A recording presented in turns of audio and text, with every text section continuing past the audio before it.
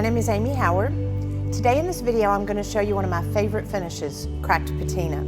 If you notice when you go antique shopping and you kind of peruse the room, or maybe you're at an antiques crafts fair or a flea market, the pieces that you're going to be most drawn to are going to be those pieces that have a lot of texture, a lot of depth, that are very grody, maybe a multi-layering of different colors. One of the ways to be able to get that is with our cracked patina.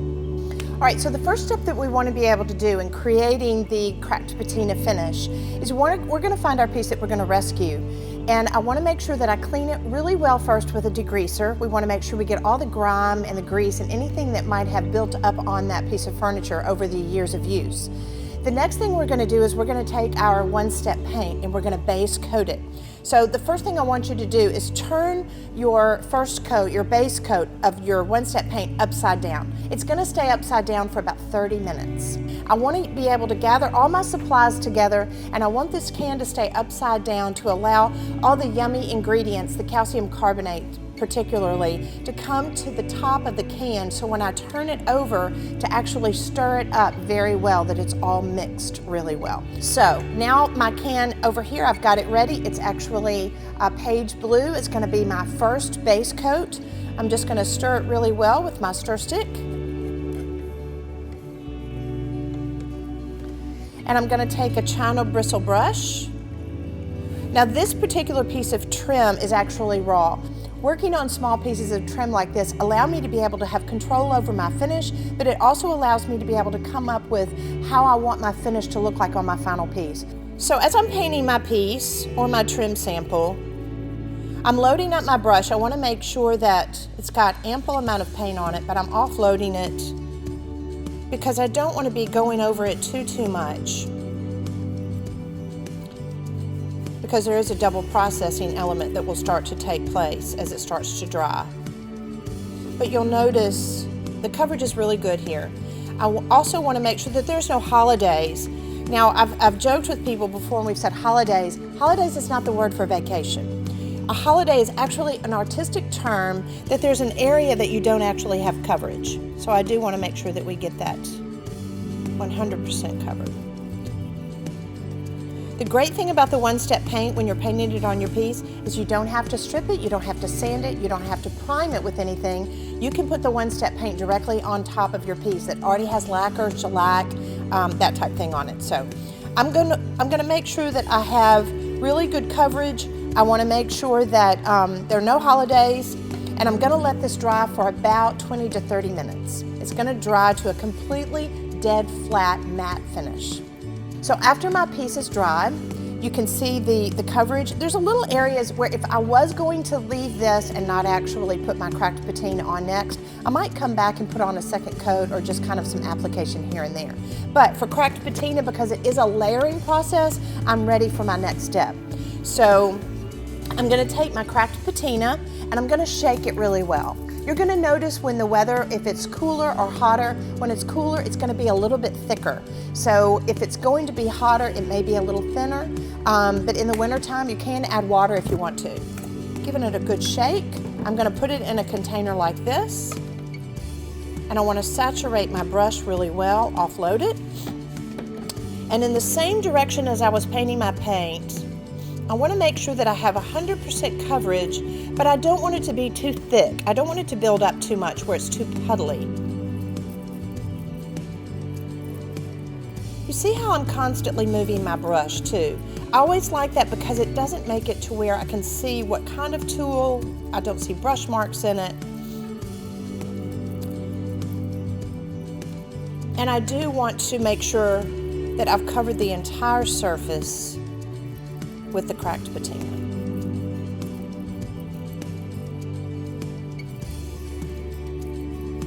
Perfect. Now I'm gonna let this dry for about 30-45 minutes. If I want to let it dry for an hour, a couple of hours, and maybe pick my project back up tomorrow, that's completely fine as well.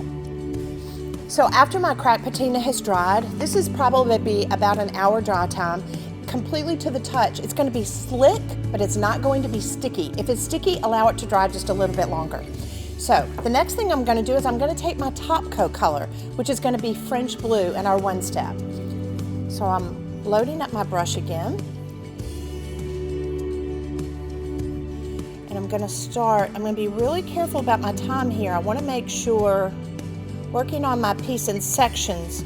So maybe I'm going to be doing the drawer of my piece. I'm going to make sure it's on a horizontal surface. I've got it laid down so I can see everything really well.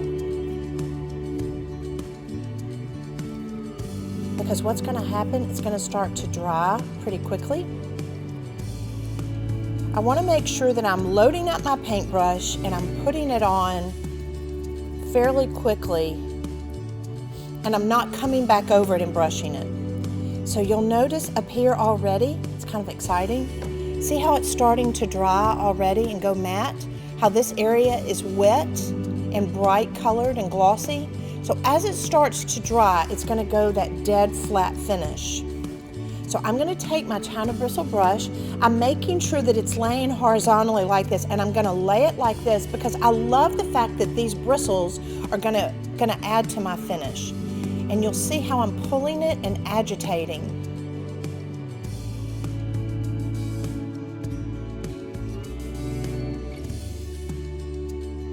Now, I want to make sure, see this area over here that's still wet? I want to make sure that that's starting to dry a little bit, not too much, before I actually start pulling it. If it's still too wet, it's going to take all of it off. And I do want to make sure that I'm turning my brush, because what will happen, I'm using this as a negative tool right now, but once it starts getting loaded up with paint, it's going to become a positive tool, and that's not desirable. So you see how it's naturally starting to pull this and allow my first base coat color to come through. So this has started to dry. I've already pulled it first with my brush, and now there's areas that I want to be able to pull with my hands. I'm making sure that my hands are nice and dry, that they're not wet, that they don't have another color paint on them.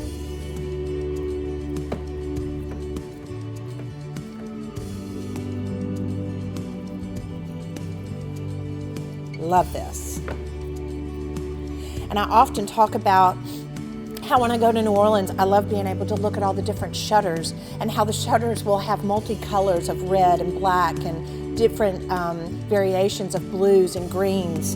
And how when you see the smallest amount on this piece of trim is that pale color, remember that's always your first coat that you're going to apply.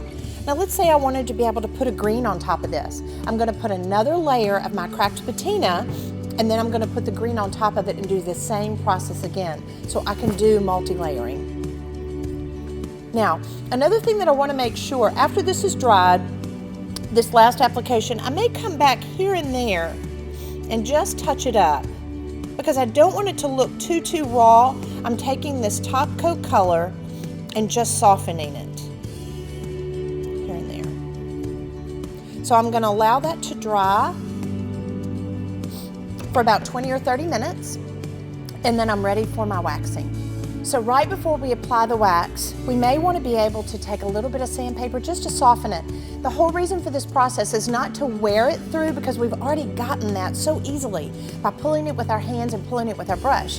But this allows me to just be able to soften it a tad, so maybe it's not quite as rough as we would want it to be. Because if you think about with an antique, it's going to have worn over a long period of time. Hands are going to have touched it. Hips are going to have closed a drawer. Maybe the arms of a chair that we would have wrapped our arms around. That building up of the oils from our skin and the use of it is creating that patina. And over a period of time, it's not going to have been rough like that. So we just want to make sure that our edges are rounded a little bit, that we just soften it, not to pull through as wear. And then we're going to wax it. The first thing we're going to do is we're going to take our light antique wax, and I'm going to use my China bristle brush, load it onto my brush, and I do want to make sure it's nice and even.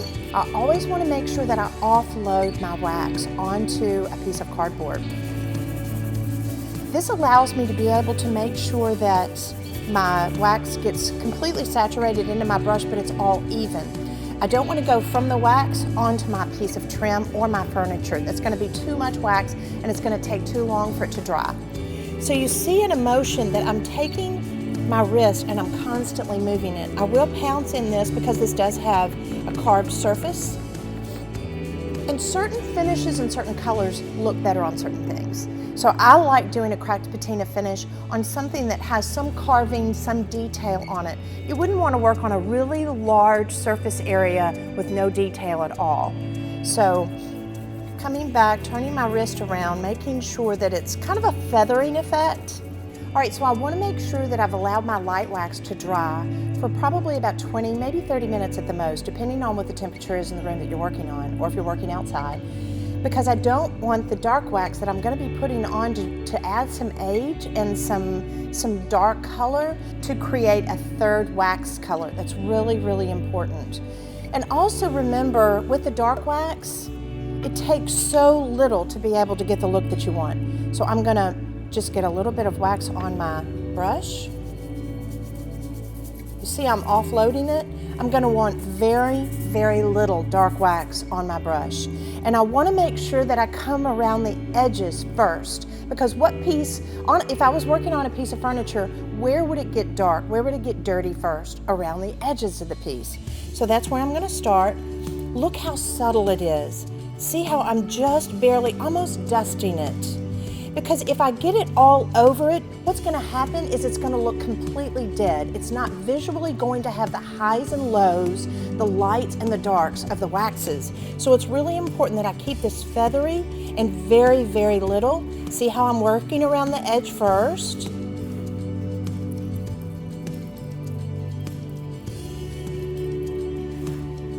Then I'll work my way into the center just a little bit. And I do want to use what we call oval eye track or composition. I want to make sure that there's some areas a little darker than others. I don't want it to look 50-50. I don't want it to look 60-40, but I do want to make sure that it looks like an area that maybe would have been more authentic, that it would have gotten a little dirtier than others. So if I come in on this right side, now just imagine this is my drawer, maybe this is the front of my piece. So I'm just going to take the same concept and repeat it.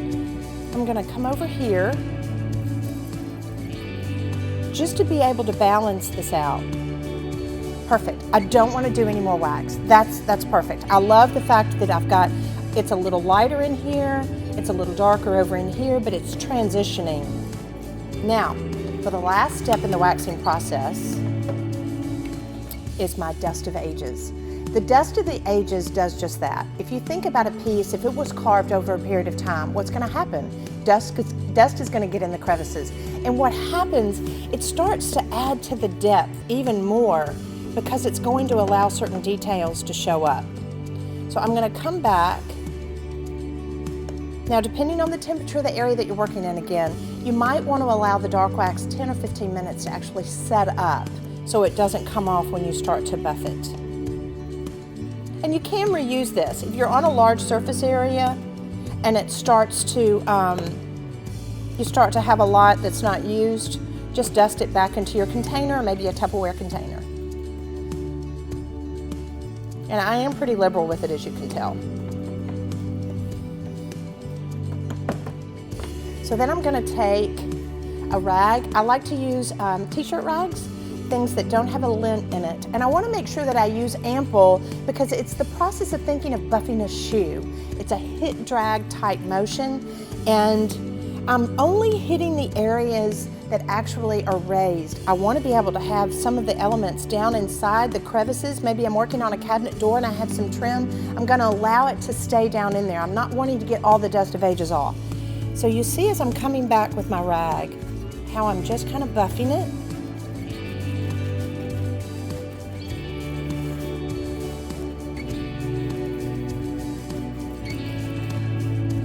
This process is important too because one, while I don't want it to be too dark, I don't want to leave too much dust on, I'm seeing how it's changing my finish and my color. And certain pieces that you're going to work on, as we're going to say, they're going to be a little grodier than others. So you might have it a little bit more refined. Maybe you're painting for a client and they're wanting to be able to have it a little bit more refined looking. Maybe you might not use as much dust. Another thing that you need to be careful If your wax is too wet, when you put your Dust of Ages on and it goes completely black, you know that you didn't have the tack there that you needed with the wax. So next time, make sure that you just fix that. You may say, well, I was actually happy with it, but I want it to be this paler gray. Then that way you know next time when you work on a piece. So now, last but not least, depending on the piece that I'm working on, I may come back just as a final application and add a little bit of dark wax here and there. But I'm not going to buff it after I've done this process. I'm gonna leave it be. So I'm gonna be really, really careful to the amount of wax that I'm gonna use. I'm just gonna come back here and there. You see there again, it's feathering. There's so little wax on my brush.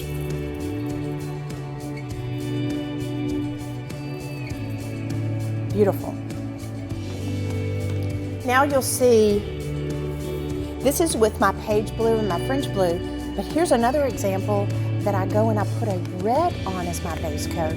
Then I do my cracked patina and I do my black on top of it and it was pulled. So you see how totally different it looks.